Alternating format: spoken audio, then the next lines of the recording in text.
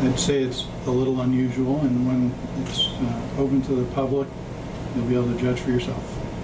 The Sanibel police chief calling the sudden departure of one of his officers unusual. It happened amidst allegations of sexual harassment at the department. The officer who resigned is not under investigation, but reportedly left because he was upset over how the department handled a harassment complaint from a colleague. 4 in Your Corner's Deborah Souverain pressing for answers and working to get to the bottom of this one. Deborah?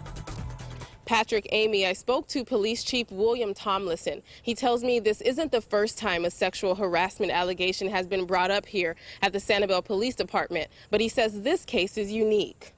For weeks, the poor water quality on Sanibel beaches has been the talk of the town. But now the tide of public attention is shifting to the police department amid claims of sexual harassment. The chief tells me a female officer has filed a complaint. Well, right now we've received a complaint and we're doing an internal affairs investigation.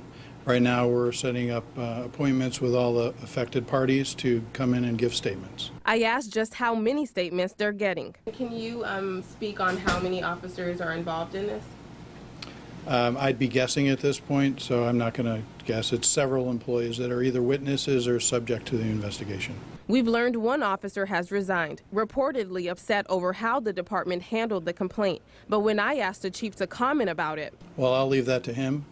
But as far as I'm concerned, we're going to do a thorough and objective investigation, and whatever comes of it, we'll take the appropriate actions. this is the second sexual harassment complaint at the department this year. The chief tells me the two complaints aren't connected. In this latest case, police are taking an unusual step, requesting an outside independent investigation in addition to their own internal review.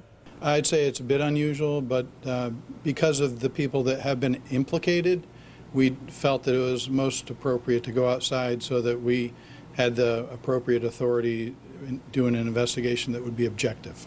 I walked into the city attorney's office to find out who's conducting that independent review. They tell me it's the law firm of Allen Norton & Blue, which specializes in employment disputes.